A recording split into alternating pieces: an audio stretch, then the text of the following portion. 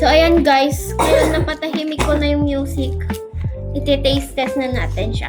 Yung ube lang yung excited ako.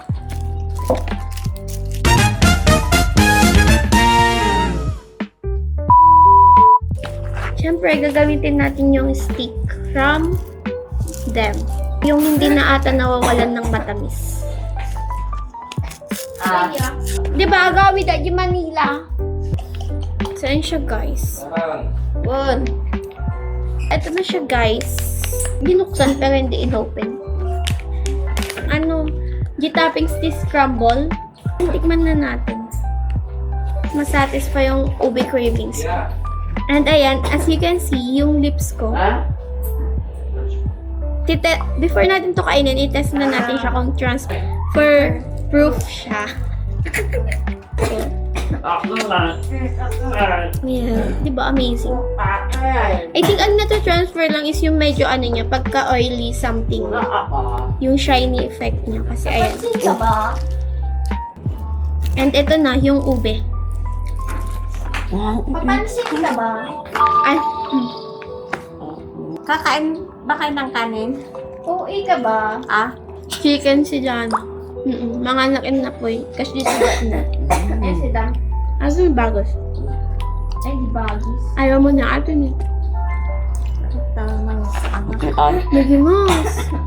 Lasang ube naman siya. Or, wait. Parang ube flavor yun. Ube halaya. Kasi yung nakalagay dito. Parang ube halaya. Then, ito guys, yung classic. Tikman mo na. Makita. Domingo!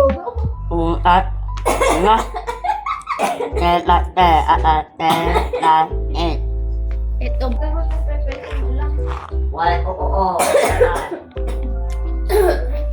Masarap talaga ito guys. Ay, awan tipalkot na?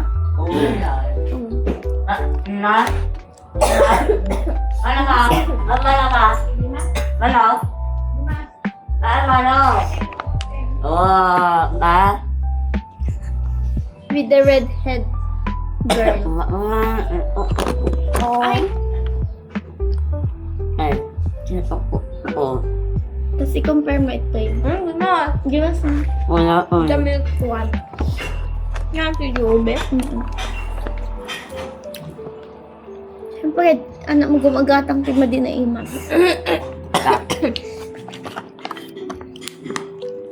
At tintin nag-ajigatas yun. Shocking.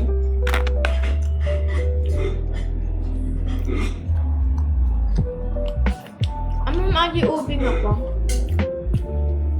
Tinapay? Wait lang, ba din focus? Ajid da ako na. Balian nga ajid dati white na. Dapat mas kalas-laso na nga ube. So, ayun lang guys. Masarap siya. Pero, legit naman na ube na. Ayun. Legit naman na ube yung ube halaya.